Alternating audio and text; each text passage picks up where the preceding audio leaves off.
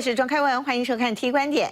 7月1号开始，新的减塑政策已经上路了，4大公共场所不得提供内用一次性的塑胶吸管，成效究竟如何呢？真的有达到减塑的目的吗？今天 T 观点就要带您一起来检视。好，我们先来看，如果不用一次性的塑胶吸管，那么要用什么样的东西来替代呢？比如说，成本是塑胶吸管3到5倍的纸吸管。最近呢就订单爆满，但缺点是价格比较高，而且遇水大约半个小时就会变软了。还有最近常见的旧口杯盖，说是比起吸管来说，塑胶用量平均可以减少3%到16%。此外，还有环保吸管，也就是以不锈钢或玻璃材质等等制成的吸管，可以重复使用。但也有人质疑制作过程需要1500到1600度的高温，除了消耗大量能源之外，还会产生废气。会不会救了海龟，反而却害了北极熊呢？我们先看报道。卷纸、上胶、裁切，靠3台机器自动化，这是纸吸管的生产线。这只是不好的接纸的问题哈，就要丢掉了。比较后 ，NG 版的纸吸管内层没上好胶，或者外观有明显脏污、黑点。靠人眼揪出瑕疵丢弃，有纯白跟牛皮纸吸管，每天能生产共35万只。尾巴裁切斜口，经过高温杀菌，再一根根独立包装，确保卫生。纸的比塑胶环保，但使用期限，吸饮料大概半小时就会变软。牛皮纸吸管比较抗湿防水。为了搭上政府的减塑政策，去年9月业者加入生产纸吸管行列，今年6月订单暴增。爱护环境的背后，成本也垫高。纸吸管跟塑胶吸管，它的成本已经差3到5倍。那纸吸管的话，它的原料是比较高的，再来就是它在用的胶水一定都是食品胶。手摇饮或百货卖场都是新客户。7月新制包含政府、学校、商场和连锁素食店内用禁止提供塑胶吸管。素食龙头提前响应，把吸管隐形了。我这个开口喝起来的时候比较容易溢漏到嘴巴外面。研发没有吸管的杯盖，第1代口径太大，第2代太小便啜饮。杯盖的进化史是无数次试喝得来的结果。其实蛮好推的啊。要兼具环保，又不能晃一下杯身，饮料就漏出来。素食业者跟厂商经历5次修版，第6代才定案，前后花了1年时间。比起有吸管的时代，每一代杯盖的塑胶用量平均减少3%到16%。一根塑胶吸管的重量是0.8公克，所以我们在研发每一个新型杯盖的时候，我们的公克数绝对不能重于0.8公克。进一步的将一次性吸管也共同不需要使用，能够将整个环境上面不只减少塑胶以外，我们还减少废弃物的产生。不只是禁用，在环保政策实施的背后，要把减少塑胶使用内化成消费者的直觉反应。放入冰块，以香浓牛奶和咖啡调制成一杯冰拿铁。特别的是，最后插上的是这一根透明的玻璃吸管。好，小姐，您的冰拿铁。谢谢。谢谢您。为了让大海里的海龟有更安全的生活环境，现在有咖啡店使用这样子的玻璃制吸管来取代一次性的塑胶吸管，看起来不但美观，而且也更加环保。2年多前换掉了塑胶吸管，改成可以重复使用的玻璃吸管，透明又耐高温，但成本就差了相当多。其实我们这几年都会收到很多讯息，就是尽可能去降低一次性餐具的使用。对，然后刚好玻璃吸管刚好就会符合我们的需求。上百支的塑胶吸管成本只要20元，玻璃的光是买进1支就要将近100元，使用起来也比较麻烦。它轻便，而且它用完就可以丢弃，又轻，然后也不用做其他的处理。当然，玻璃吸管当然你自己要去做清洁。不过为了响应环保，还是不惜成本，选择了玻璃制吸管。其实塑胶吸管每年在台湾就大约消耗了30亿支，但因为体积小，回收经济价值低，几乎无法再被回收利用。而这些塑胶吸管将会对海洋环境有不良影响，对海龟的生存也会造成威胁。像是海龟啊，或者是鱼类，或者是其他的海洋生物，它们的肚子里面经常都会出现类似的一次性的塑胶用品，那它可能会造成海洋生物缠绕，或是因为吃过多的这样塑胶制品而活活饿死。亲手画着设计稿，专门研发推广环保吸管的朱学杰，关注健康与环保议题。4年多前也着手设计起各式各样的环保吸管。因为我本身也在创业，那我在想说，我到底要做什么会对小朋友又健康，对我们又健康，然后又可以做有意义的事情。然后那时候我们就想说，做看看环保吸管。有直的、弯的、长的、短的，还有喝珍珠奶茶专用的。环保吸管也可以使用不同的材质来制作，像是除了玻璃之外，也可以使用竹子和不锈钢，而且它们的实用性也不太相同。玻璃和不锈钢材质比较耐用，但依照不同工厂和制作流程，制作过程中多少会有不同程度的污染，也会消耗能源。而竹子吸管取材容易，生产快速，也比较天然，但在潮湿的环境下就较容易发霉。而为了能符合理想，找寻工厂的过程可是花了不少心力。就是要跟工厂谈一些合作的细节啦，然后要开发什么系列的产品，然后可以比较符合到我们环保的要求。要这么谨慎，就是因为玻璃和不锈钢吸管在制作过程需要1500到1600度的高温，可能产生废热或废气，也会消耗大量能量。或许救了海龟，却害到了北极熊。不过环保团体则认为，比起塑胶吸管，环保吸管的优点就是可以重复使用。其实所有的吸管在制造过程中都会消耗环境的资源。如果能不使用吸管，最好就是不要使用吸管。那如果非得要使用吸管，就是使用可以重复使用的吸管。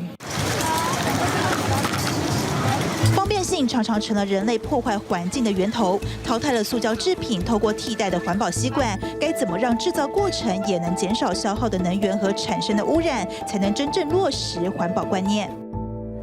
好，可能很多的观众朋友啊会问说啊，吸管就非常方便啊，为什么一定要进吸管呢？好，如果您觉得塑胶污染离我们的生活还很远的话，我们要告诉您，根据统计啊，我们每一个人每一周要吃掉这样的一张，没错，它是一张卡片，信用卡，大家很熟悉吧？但是如果说一周要吃掉一张，你会不会觉得我很夸张呢？可不是夸大其词哦。我们来看看这个数据资料啊，说是全球呢有超过800万公吨一年产量的这个塑胶废弃物被丢到大海当中，但受害的不是只有海洋生物哦，后来它很可能也会吃到你我的肚子里头了。所以呢，世界自然基金会就说了，每人每周要吃掉5公克的微塑胶，没错，就是这样的一张信用卡。那么到底我们应该要怎么样来面对这个塑胶的灾害？还有为什么刚刚我们在报道当中也提到了，有人质疑说会不会救了海龟却杀了北极熊呢？请教一下专家吧。第一位我们要介绍的是台湾永续能源研究基金会董事长简又新，简董事长您好。主持人您好，各位观众大家好。好，另外我们要介绍的是甘蔗吸管的发明人黄千忠，千忠你好。主持人您好，各位观众大家好。好，欢迎两位哈。我们知道台湾的限塑政策是在2018年年初上路的，2019年内用已经开始禁用塑胶吸管了，说是2030年要全面来禁用。好，这一来呢，使得很多的替代方案现在已经开始大热卖了。我们来看这个统计的数字，这是台湾比较大的几个网购的网站，您看到了，其中呢一个是说比去年同期已经增长了50%的销售量，另外一家则是说业绩比去年来说成长了10倍之高哦。分别最热卖的就是不锈钢跟钛吸管了，但是今年看到新的热销材质包括哪些呢？纸吸管、甘蔗吸管都是哦，算是生力军了哈。但是呢，我们要来看到的是这个中间有没有任何的问题？比如说不锈钢来说好了，新北市政府他们做了一些检测跟统计，他们结果发觉不合格率居然高达有17%哦。究竟这我们要选用不锈钢吸管的时候，应该怎么样来做选择比较好？先请千忠告诉我。不锈钢这个吸管，它本身的材质其实已经它是一个非常安全又卫生的金属了。那把它制作成吸管的话，我还是建议一般的民众在选择的时候，我们可以选购3开头的不锈钢，比如说304啊、316这些金属规格，它做出来的不锈钢吸管会相对的更卫生安全。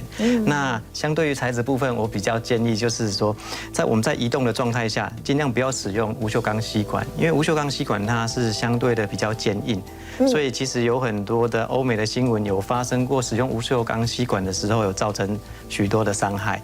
所以我们建议小朋友还是老人在移动的状态下是不要使用不锈钢吸管的。所以这个真的得要特别注意哦。那我们请教一下董事长，就就是其实根据环保署台湾产品的碳足迹资讯网哦，一根塑胶吸管啊，如果说它的碳排放量来说好了，说是0.00533公斤，但有专家认为说，其实在制造其他不管是玻璃或者是不锈钢来说好了，我们刚刚新闻报道当中也提到，很有可能啊，制造的过程当中会使用到更多的能量，甚至有可能是造成更大的一个污染，有可能这样说吗？这个说法成立吗？好，我们要讲这个环保的话，我们永远是要有全方位、整体的看法。那比如说我们讲吸管，我们就不能单独讲一根吸管，你说污染有多少？如果讲一根吸管污染很难计算，我们要怎么算法呢？从开始生产这根吸管到这个吸管结束完成为止，全生命周期看这个吸管的污染多少才是真正它的污染。比如说我们要做这个钢的吸管的话，那你要从开矿山开始炼铁、制造、运输、成型、使用，到最后把它回收，或甚至要把它重新塑造，这个整个过程中它要产生多少污染？那一样，纸吸管也是一样。你纸吸管我们知道它是要从木头来，所以你必须要去砍森林，砍森林既然本身对这个地球是不太好的。然后纸浆厂是所有的工厂里面污染是比较高的啊，所以它产生非常大的污染。那最后呢，你在使用上，因为你跟纸吸管里面还要加上一些凝胶剂、塑胶等一下，让它把它这个纸胶管能够成型，还是要这样塑胶料里面。最后呢，你要把它烧掉，或者要做其他处理，或者把它重炼制。你算个整体完成之后，你才知道说这个纸吸管到底污染量有多少。这并不太容易算，但是你必须要全生命周期，不能只看一根这样来计算。那另外一个到底污染是什么东西？现在有2大污染源了。第一个我们谈污染是谈什么东西？第一个我们谈的污染是说，这个东西会不会产生空气污染、水污染或废气污染？比如说你乱丢就废气污染，跑到海里面去，鱼吃了或者伤害动物了等等，这是一种废气的污染。这生产过程中有空气的污染，那在制造中有产生水污染等的，那这都很明显的污染出来。那你要计算这些污染对环境的伤害是多少？那到后来又在讲说另外一种污染，现在世界上2大项目，一个项目就是讲气候变迁要产生多少二氧化碳，能源的问题。那因为你要生产钢材的话，你要需要很大的资源去把它炼钢，会产生很多二氧化碳。你产生水一样，玻璃一样，玻璃也是要高温的产生，也是需要非常多的这个资源的这个资源的使用，加上二氧化碳排放。那这几个通通把它加起来以后，我们才能知道说，到底哪一个是好还是不好啊？这个非常难以计算。还有一个就是使用量的多少。1根跟10根跟1亿根跟100亿根，那状况是完全的不相同，所以很难说一定是哪一个是比较对环保比较好。到以目前现在看起来，当然我们全世界都希望减少二氧化碳排放，不要用塑胶瓶，所以我们尽量在减塑，这是一个方向。那第二个，我们的废物能够再利用，这也是个方向。但不管怎么样，塑胶减量这件事情还是一个既定的一个方向了，而且是全球的一个目标跟方向哈。那么有一个办法就是，有没有可能干脆就不要用吸管呢？好，也有人这样在做。所以呢，包括了现在很多的龙头品牌，不管咖啡的连锁龙头品牌，或者是素食业的龙头品牌，都改用了像这样子的一个这个叫做旧口杯盖，对不对？就是你直接喝就不要用吸管啊。最近也一直都在推行，就是几个龙头都推行。好，但是也有外媒在那边统计报道了，就是说旧的盖子啊，如果加上吸管的话，是用了3.55克的塑胶，但新的杯盖却有4.11克啊，所以说塑胶消耗量反而是增加了吗？可以这样子说吗？把吸管跟杯盖2合1做成旧口杯，基本上这个就是要把2个功能性的产品2合1成为一个旧口杯。那很多像星巴克或者是麦当劳这些大厂，他们目的就是要把数量降低，可是如果设计的不好，可能总量会上升。但是以我的观点来看，把2个产品2合1的话，虽然它总量有可能是上升，它的克数有可能是上升，但是它整个制造的过程是2合1的，它整体的碳排应该是会比2个产品更低的。而且现在他们都说这个杯盖号称是可生物分解的，董事长，可生物分解是正确的说法吗？哎呀，就看你用什么材料啊。现在我们尽量不要用这个化石燃料出来的，就化石原料出来的。对。那么现在我们要用生质化塑胶来做，那这是可以分解的。那另外各种化学这个最近的进步，它可以尽快加速它分解的时间。不过基本上还是不用化石原料做了。我用生物原料来做的这个塑胶，其实目前是一个方向。是，先来看一下为什么大家会想说要救海龟，救海龟，其实源自于一支影片啊，大家印象非常深刻的，这是2015年有一只海龟，它鼻子啊被拔出了一根吸管来，当初大家看到这个影片之后都为之动容哦，而且觉得为之不忍哦。这么4年来的确呢，也引起了全球来关注这个塑胶吸管的问题。我们一起来看这个画面啊，你看到这只海龟真的好可怜哦。哎，后来一开始的时候，感觉它好像都流眼泪，后来也流出血来了啊。所以我们的画面特别做了一些处理哦。你看到拔出来的真的是吸管呢，而且长长的大约有15公分。不知道砍在这个海龟鼻子里头已经有多久了，它的呼吸道里头已经有多久了，而且您看到海龟的表情真的好痛哦，哎，真的是让人家为之心酸呐啊！我们人类的方便，结果导致了海中的生物这么大的伤害。目前全球已经有1060个团体在推动无吸管海洋运动了啊！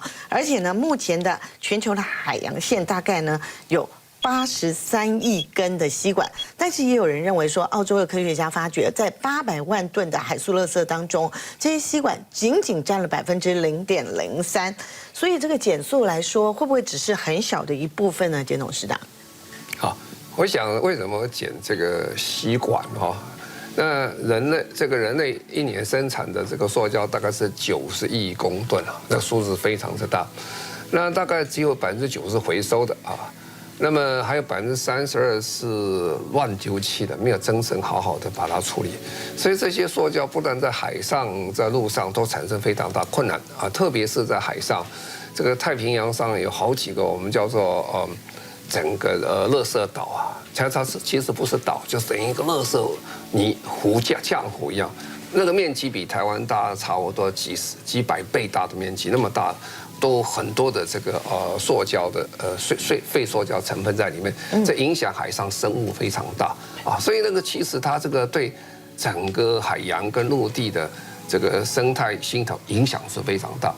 那为什么会产生这个问题？说要从这个吸管开始，第一个吸管是可用可不用啊，对大家讲是方便啊，所以你如果不用它的话，其实取代性的东西还蛮多了，所以大家讲，干脆你不要用吸管，或者不要用塑胶吸管，不用吸管也可以喝嘛，都还可以的。所以大家就取一个比较最简单的方向来下手啊。那第二件事情就是说，这个下手之后，的确是看到结果，就是说对海洋的这个塑胶是有很大的一个清洁的功用。因为如果各位去 Google 一下看一下，全世界现在世界性全球最大的环保问题，第一个当然气候变迁了。第二个可能就是海上的塑胶的废弃物，一年大概将近800万公吨的废塑胶进去啊。他们算，大概2050年的时候，海上的塑胶的量会大于这个鱼的重量啊，所以这是很可观一件事情。这就为什么会从这个最简单的、最容易做的下去啊？那实际上它占的比例，占废弃物比例不是特别高，就是。而且呢，这些塑胶废弃物啊，因经过了海水的冲击之后，它可能变成塑胶微粒，然后海洋生物把它吃下去，然后人又把它捕来吃，所以呢，这就造成我们刚刚讲的1个礼拜吃掉这样一张卡片，这样一想就觉得很可怕了哦。但是呢，我们来看另外一个数字，这是荒野保护协会去年底公布的2018净滩废塑的一个活动的成果，清出来多少？你看4.961公斤的垃圾哈，其中有90%都是塑胶制品哦。然后他们又做了统计，第1名就是保特瓶哈，保特瓶我们都知道它是可以回收再利用的，现在也有很多人回收保特瓶。第二呢就是塑胶瓶盖，你看第3名就是塑胶吸管，而且它已经是连续3年名列台湾10大海废的第3名了。好，为什么这个塑胶吸管它没有办法像保特瓶一样回收再利用呢？千中，因为塑胶吸管，第一个它是一次性使用的，它的数量很大。第二就是说它没有办法回收再没有办法再回收利用，是因为它的体积它是很蓬松的，它的整个回收过程的话没有办法像保特瓶一样把它压缩再回收制造再利用。因为如果你是把吸管回收再利用，它整个运输的碳排或加工的过程是不敷那一个成本的。所以全世界的吸管都没有再回收的，包括现在英国他们麦当劳使用的纸吸管，他们也承认说纸吸管其实他们也是没有办法回收再使用的，他们也是直接把它燃烧掉。而且呢，吸管这件事情好像一开始人家也是很环保的哦，就是在发明吸管这件事情的时候，听说也是环保的，只是后来才被塑胶。好，这个过程是不是千忠也跟我们分享一下？其实吸管在最早之前是用类似这一种麦秆。最天然的麦秆是做成吸管的，然后到19世纪，其实这也很好用哎，而且很硬哎，是，就没有那种软掉的问题，对不对？所以以前的人也是很聪明的吼。对。那后来这种麦秆吸管就被纸吸管的取代，那纸吸管又被我们现在的塑胶吸管取代。我们现在看到市面上有很多环保的吸管，像这个是大米吸管，用米做的。哦，用米做的吸管啊。所以它这里头要让它坚硬，也要加一点成分在里面吗？就像意大利面的那个构造一样。哦，意大利面的构造。对，它使用上是非常的环保，所以它可以吃咯。对，它可以吃，它可以吃。但是它的缺点就是它会吸水，它会膨润，所以在使用上就没有像塑胶吸管一样那么方便。是，这个是甘蔗吗？对，甘蔗吸管。用甘蔗原料下去甘蔗原料做成的吸管哦，所以有这么多不同种类的环保吸管可以供大家来做选择哈。而且真的大家都很聪明哎，马上来做出很多新的研发哈。有关这一点，我们等一下会好好来看一下千忠你们的8人团队所研发出来这个甘蔗吸管的过程。但问题是，这些吸管是不是真的非常好用呢？我们马上回来告诉你，请别走开。